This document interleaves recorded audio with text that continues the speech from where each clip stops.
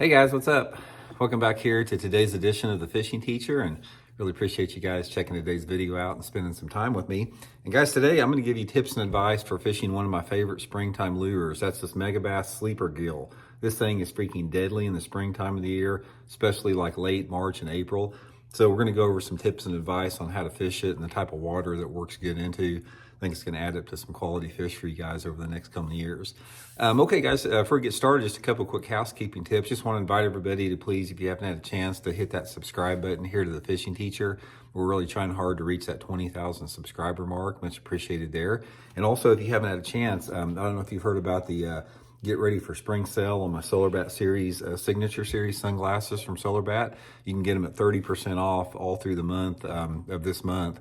And also there's 30% off on prescription glasses too. So I'll put the SolarBat link in the description of the video if you guys are interested. The thing that sets these apart, guys, is the optical clarity of the lens. It's just like second to none. It's just like, you'll notice the difference when you put them on right off the bat. So I really appreciate that. Okay, guys, we talked about this some in the past, but I don't think I've done any springtime tips on this thing. This is the Megabass Sleeper Gill right here.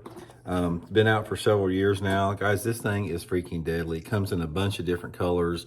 Most of them are just perch colors. There's a lot of different variations of the perch here. As you can see, just sort of matches the perch that you have in the lake you're fishing. Look at the attention to detail on that thing, guys. That's unbelievable.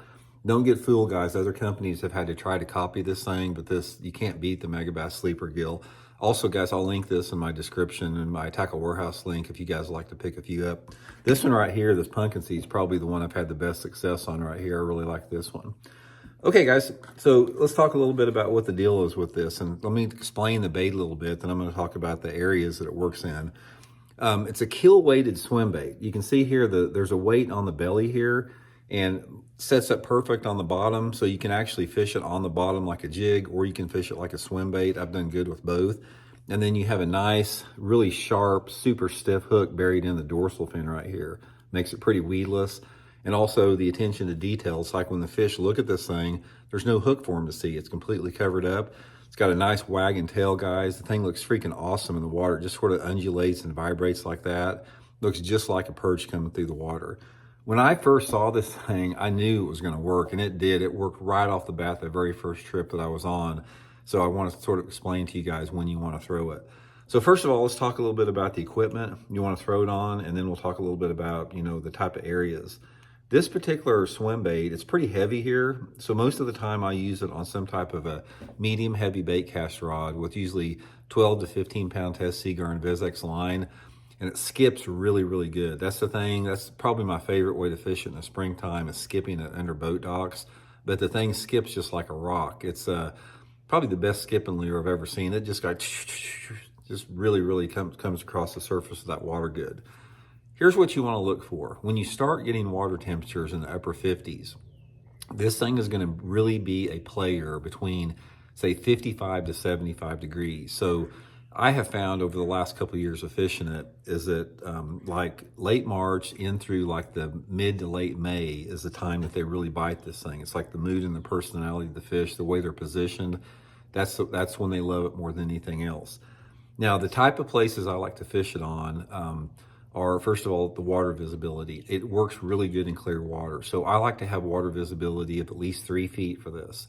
You could probably catch them on less than 3 feet, but the best success that have had on it is that 3 to 5 foot of water visibility. The next thing that you really need to do on this, the way I have figured out how they bite it, and I catch more fish than anything, is you got to keep it pretty close to the surface. What I like to do is I'll throw it out there, I'll keep my rod tip high, and I'll reel it pretty fast where the bait is only like that far under the surface. I don't like to I have caught some jigging it off the bottom, but not many. Best thing for me, keep it high in the water column, like a bluegill swimming across the water, where those fish have to come up and get it. Now, it doesn't matter if the water depth is 2 feet or 20 foot, keep it high in the water column. Now, my number one area, or actually there's pretty close to that, first and second, is number one is skipping it around boat docks. Skipping it underneath boat docks, if you have piling docks, skipping it underneath a walkway.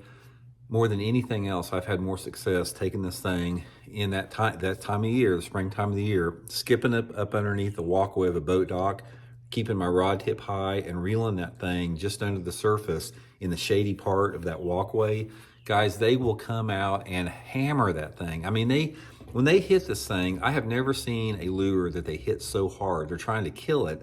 They will just clobber it. They'll just come out of nowhere and just like, whoa, just take the rod out of your hand. It's an unbelievable fun way to fish because you're reeling it pretty fast when they get it. So docks are really good. The next thing is around targets, shallow targets. I've done really good fishing this thing around the edges of flooded cover. Like when the water gets up in the spring, you can reel it next to flooded bushes and they come out of those bushes and get it. Reel it next to a lay down log, next to a stump in the water, next to the edge of a grass bed. Any type of target where they can come out and ambush this thing is really what's been most effective.